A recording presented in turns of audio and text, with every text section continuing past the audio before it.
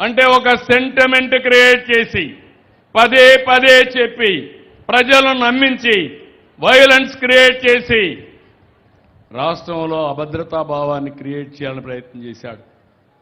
దానికి నాకు ఇంత సమయం పట్టింది. అంటే నేను జాగ్రత్తగా ఉన్నాను కాబట్టి చేశాను, కానీ అదే నేను అజాగ్రత్తగా ఉంటే ఏమయ్యేదో మీరే ఒకసారి చూడండి. ఇటీవల కాలంలో సింగయ్య అని ఒక అతను ఉండేవాడు, వాళ్ళ కార్యకర్తే.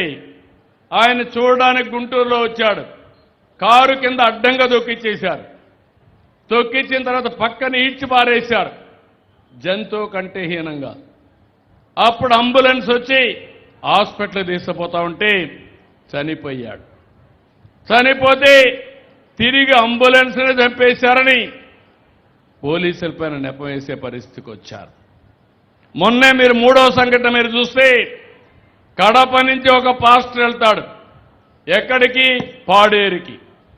పాడేరుకి వెళ్ళి ఒక డ్రామా ఆడతాడు. ఆయన్ని ఎవరో కొట్టారని ఆయనే కొట్టించుకొని నాటకాలు ఆడి రాష్ట్రమంతా మత విద్వేషాలు సృష్టించాలని ఒక పెద్ద నాటకాన్ని క్రియేట్ చేశారు. ఏమనాలో మీరు చెప్పండి. ఇది మూడో సంఘటన. ఇక్కడ కూడా రాజమండ్రిలో ఒకసారి జరిగింది. ఒక పాస్టర్ ప్రవీణ్ హైదరాబాద్ నుంచి తాగుతూ వచ్చాడు. కడాన రాజమండ్రి కవతల ఒక యాక్సిడెంట్ అయి చనిపోయాడు. చనిపోతే దాన్ని వాస్తవం చెప్తే కాదంటే మొత్తం హైదరాబాద్ నుంచి ఏ మందు షాపుల్లో ఎక్కడెక్కడికి ఎన్ని గంటలకు తాగాడో మొత్తం రికార్డ్ అంతా తీసి అది చెప్పినా కూడా కావాలని మాట్లాడే పరిస్థితికి వచ్చారు. ఇంకో పక్కన మీరు చూడండి, తిరుమల కొండపైన నేను అడుగుతున్నా, ఈరోజు తిరుమల కొండపైన ఇటీవల ఎవరన్నా పోయారా? మీలో తిరుమల పోయిన వాళ్ళు చేతుల పైకెత్తండి. ముందు కంటే మెరుగైనటువంటి సదుపాయాలు ఉన్నాయా లేదా? ఉన్నాయా లేదా? ప్రసాదం బాగుందా లేదా అని మిమ్మల్ని అడుగుతున్నా. సదుపాయాలు బాగున్నాయా లేదా అని అడుగుతున్నా. బాగున్నాయంటే చప్పట్లు కూడా చెప్పండి బాగున్నాయని. అక్కడ కుట్ర.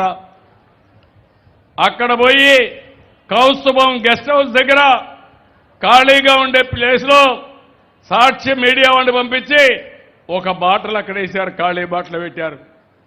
వాళ్లే వచ్చి ఇక్కడ మద్యం అమ్ముతున్నారని వీళ్లే చెప్పే పరిస్థితికి వచ్చారు. మామూలుగా ఏమనుకుంటాం మనం? వాస్తవం నమ్మతారు లేదా? విలేకరు పైన మీకు అనుమానం వస్తుందా? పట్టుకుంటే ఎంక్వైరీ చేస్తే వీడియోలన్నీ చూస్తే సాక్షాత్తు దొంగ అడ్డంగా దొరికే పరిస్థితికి వచ్చారు. తిరుమల పైన అపవిత్రం చేసే పరిస్థితికి వచ్చారు. కలియుగ దేవుడు వెంకటేశ్వర స్వామి మా ఇంటి దైవం కూడా.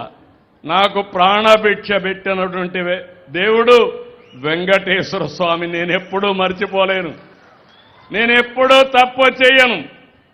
ఎందుకంటే ఆయన మీద నాకు నమ్మకం ఉంది. అలాంటిది ఆ దేవుణ్ణి అప్రతిష్ట పాలు చేయాలని కల్తీ నెయ్యి, కల్తీ అంతా పెట్టి దేవుణ్ణి అప్రతిష్ట పాలు చేస్తే శక్తి తగ్గుతుందని ఆలోచించే వ్యక్తులను వెళ్ళి ఏమనాలి నేను అడుగుతున్నా. మీరు ఒక మతం కావచ్చు, తప్పలేదు. నేను కూడా మత సామరస్యాన్ని కాపాడుతాను. పంపకాలు అన్ని దందాలు చేశారు, డబ్బులు సంపాదించారు. అక్కడ వీళ్ళ మేనమామ ఉన్నాడు, ఆయన ఫాలోయర్ ఒక ఆయన ఉన్నాడు, డిప్యూటీ మేయర్ కడపలో. అందరూ కలిసి ఆ డబ్బులు ఇవ్వలేదని అతను చంపేశారు. చంపేసి దండ వీరేశారు. దండేసి తెలుగుదేశం చంపేసిందని మా మీద పెట్టేశారు. ఇమ్మీడియట్గా ఎంక్వైరీ చేపిస్తే అడ్డంగా దొరికాడు. అంటే మీరందరూ గుర్తుపెట్టుకోవాల్సింది, నిన్న కూడా ఒకటి చూశారు, నంద్యాల రాజశేఖర్ రెడ్డి విగ్రహం. రాజశేఖర్ రెడ్డి విగ్రహం పైన దాడి చేసింది వీళ్ళ కార్యకర్త. దాన్ని సపోర్ట్ చేసిన నాయకుడు వీళ్ళ నాయకుడు. కడాన దాన్ని కూడా తెలుగుదేశం పార్టీని చెప్పబోతే అడ్డంగా పట్టుకున్నాం. 20 నిమిషాల్లో పట్టుకున్నాం. ఇప్పుడు పట్టుకుంటే ఇప్పుడు మీరు చూస్తే పేపర్లో కూడా ఇలా సాక్షి ఉంది కదా, వచ్చిందా ఈరోజు? అది వేరే పేపర్లో వచ్చాయా లేదా? ఎందుకు సాక్షి పేపర్లో రాలేదని అడుగుతున్నా. అంటే మీ నాన్న విగ్రహాన్ని విధ్వంసం చేసి నువ్వు నీ పేపర్లో వేయవు. ఎందుకు?